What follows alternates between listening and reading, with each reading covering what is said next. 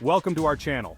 Today, we're diving into the dark side of history with a look at the 7 most evil people to ever walk the earth. Now I know what you're thinking, isn't ranking evil a bit subjective? And to that I say yes, absolutely, but also shut up. Because some people are so monumentally awful, so profoundly unpleasant, that it's hard to argue they don't deserve a spot on this list. So buckle up, because this is going to be a chilling and hopefully hilarious ride through the annals of human terribleness. Adolf Hitler. Where do we even begin with this guy? Born in 1889, this Austrian-born art school reject took his frustrations out on, well, pretty much everyone. As leader of the Nazi Party and Chancellor of Germany, he kicked off World War II like it was a game of risk he was determined to win, and the consequences were utterly devastating. Hitler orchestrated the Holocaust, leading to the deaths of 6 million Jews and millions of others. Let that sink in for a moment. Historian Ian Kershaw called Hitler the embodiment of modern political evil. This was a man who genuinely believed in the superiority of the Aryan race. What makes Hitler stand out is the sheer scale and calculated cruelty of his crimes.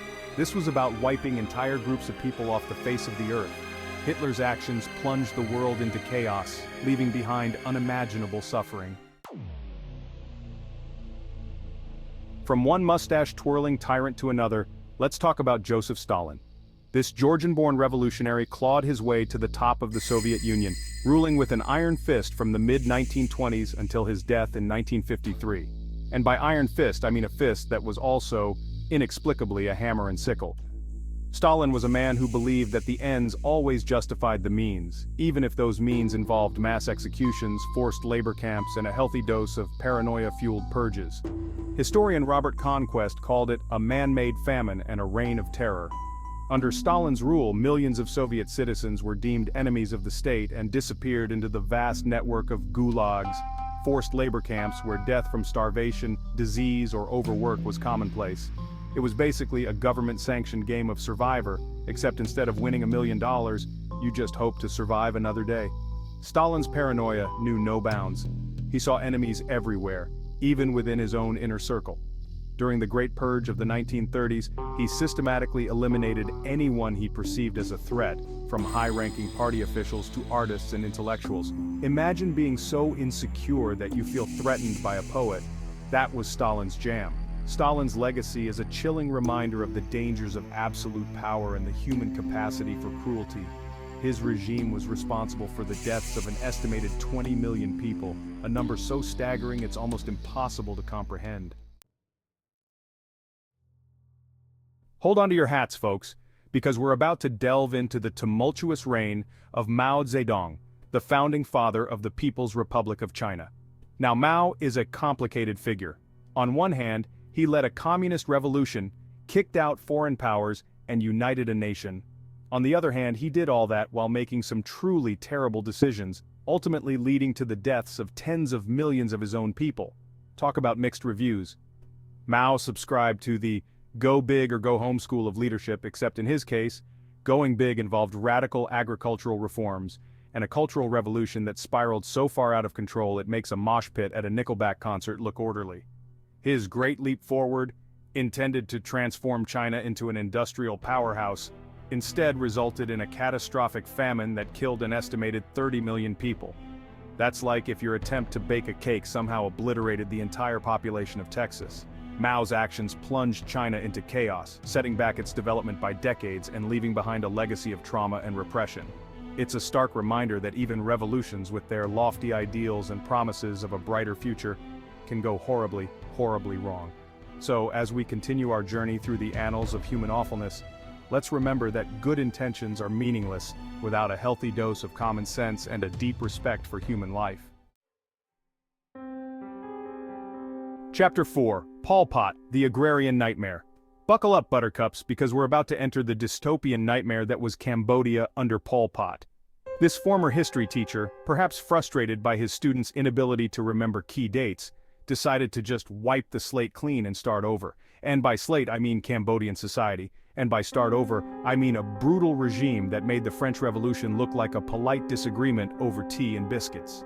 See, Pol Pot, the leader of the Khmer Rouge, had this vision. A vision of an agrarian utopia where everyone worked the land, money was abolished, and modern technology was replaced by good old-fashioned peasant know-how. It sounds almost charming, doesn't it? Like a particularly misguided episode of Little House on the Prairie. Unfortunately, the reality was far more sinister. This wasn't a whimsical return to nature. It was a brutal social experiment that left an estimated 1.7 million Cambodians dead. That's right, folks. Pol Pot managed to eliminate nearly a quarter of his country's population in just 4 years. Cities were emptied, intellectuals were murdered, and anyone deemed an enemy of the revolution, which, let's be honest, could be anyone on any given day, was sent to the killing fields. Pol Pot's reign was a chilling reminder that ideology, no matter how well-intentioned, can be twisted into a weapon of mass destruction. Chapter 5. Ivan the Terrible, Tsar of Terror. Ah, Ivan the Terrible. With a name like that, you just know this guy isn't going to be winning any nicest Tsar awards.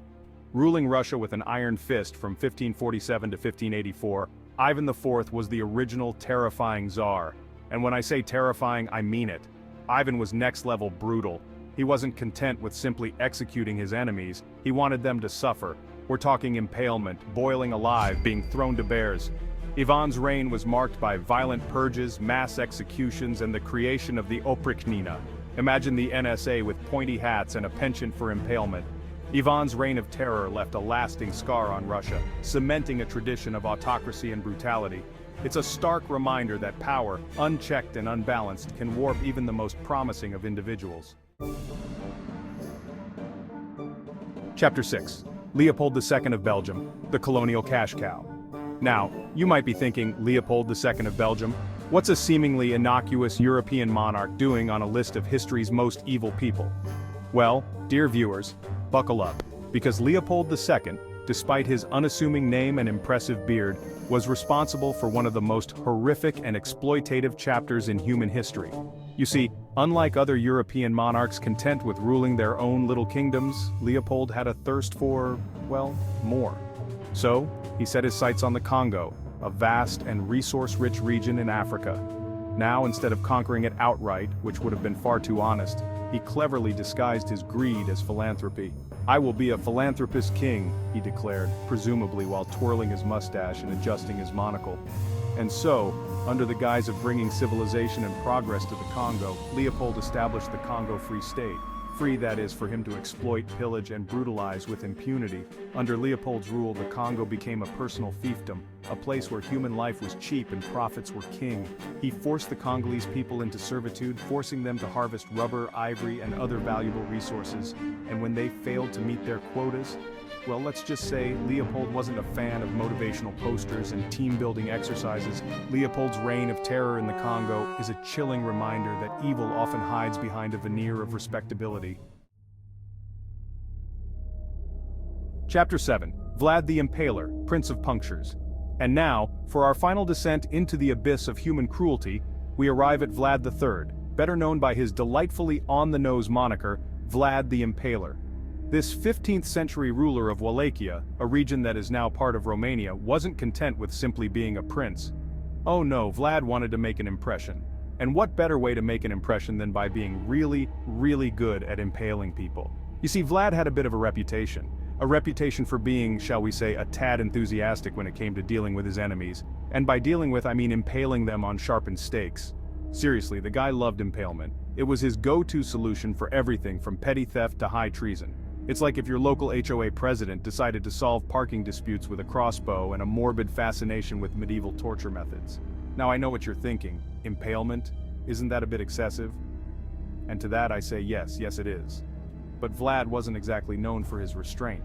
He once allegedly had a banquet in front of a forest of impaled enemies just to prove a point. Outro: the takeaway: be kind and avoid impalement. And there you have it, folks. The 7 most evil people in human history, or at least a solid starting lineup. Remember, history is full of lessons, and it's up to us to learn from them.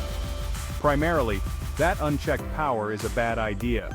Revolutions rarely go according to plan, and if someone offers you a trip to the Congo in the late 1800s, politely decline. If you found this video informative, don't forget to like, share, and subscribe for more deep dives into the past. And remember, if you ever find yourself feeling a bit too powerful, just take a deep breath, step away from the impaling stake, and maybe go for a walk in the park. Trust me, the world will thank you for it.